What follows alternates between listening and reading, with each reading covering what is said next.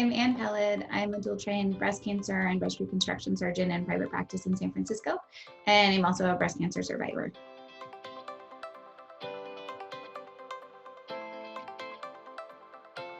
So I was diagnosed with stage 1 breast cancer a few years ago at 37, and I think like many people, there's a huge initial shock with finding out about the diagnosis. But then once I knew it, I was really able to settle in and take my time to get all the information that I needed. So that's one of the things I tell my patients is even though psychologically it is so scary to get a diagnosis, you have time to learn your options, get the education you need, and make the right choices for yourself. So I felt for myself that was a huge benefit to having time and expertise to really know what was the right choice for me. And I hope other patients do the same.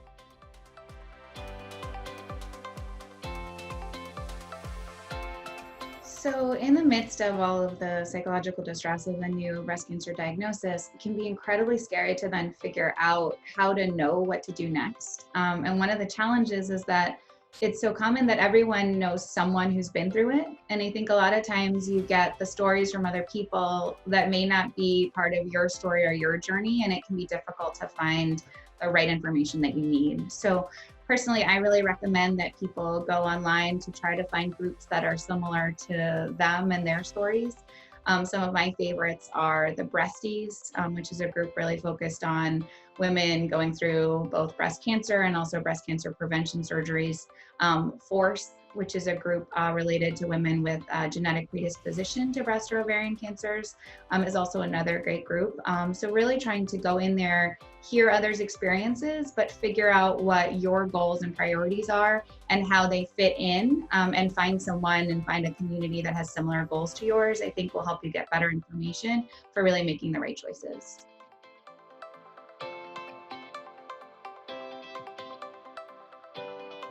When I went through breast cancer myself, one of the things I was so struck by was how hard it was to make a decision. And I had every bit of information I could possibly have as a dual trained breast and plastic surgeon. So when I talk to other surgeons and other providers about how to talk to patients, I think about really get to know your patients and their lives. You know, what's important to them? Are they active? Do they have young families? Do they have busy jobs? What matters to them about their bodies and their goals?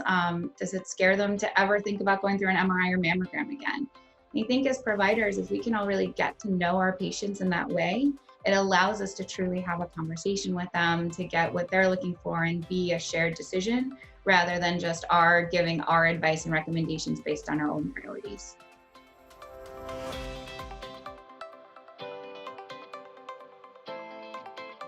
I feel like there are so many things I learned having gone through my diagnosis. Some of the big ones, I think one of them is related to staying active during treatment. So for me, you know, psychologically having that space, I wore my running clothes to radiation every day. I did a 10K race the mile after I finished radiation. And I just felt like having this thing that was all mine, that made me feel good about myself, where I could clear my head and gave me something to look forward to every day was hugely important. Exercise has really gotten me through both my surgery, my radiation, being on hormone blocking therapy. So I think for me, that's been huge. And I really recommend to women, even if you're not a person that exercises a lot, just walking, just get out, make that space for yourself is incredibly important.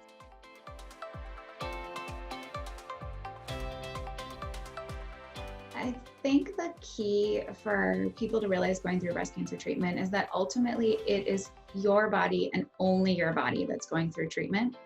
And it can be really hard sometimes for people to advocate for what feels best to them, or they may not even know all of their options.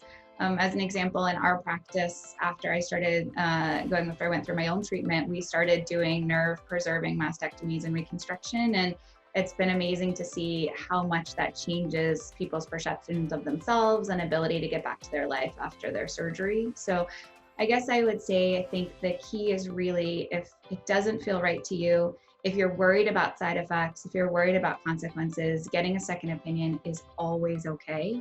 And really advocate for what's going to feel best to you, because ultimately it's you and only you going through it, and you're going to be the one who's going to be moving past it.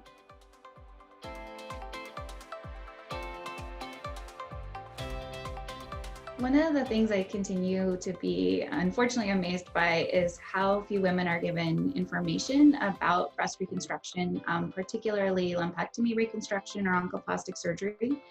So we try, this month and every month to bring up the idea of asking your surgeon for better options, asking where your scars are going to be, asking from lumpectomy to mastectomy reconstruction, what are your choices, and getting the full spectrum of those options. With Breast Reconstruction Awareness Day coming this month on the 21st of October, we have a great opportunity to educate women about their choices and really help women advocate for themselves to get to know the full spectrum so they can find the choice that's right for them.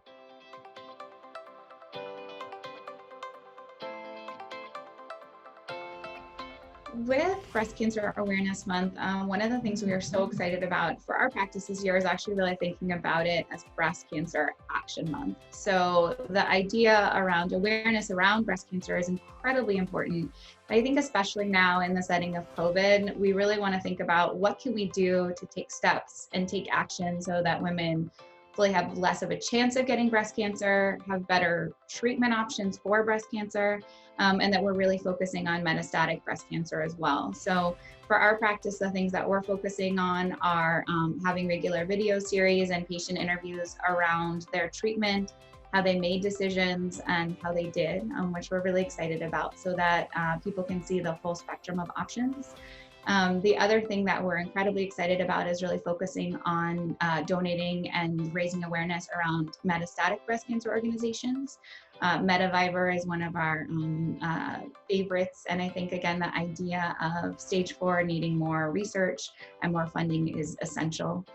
And the final thing I'm very excited about, I love anything related to exercise challenges, and the fact that I get to do one this month related to breast cancer awareness is amazing. So the MAG Team 100 Challenge has been great, getting me out there exercising, and I'm incredibly excited that the funds are going to go to prevent breast cancer, to help with awareness and funding and prevention. So I think it's going to be a great month, really excited about all of it.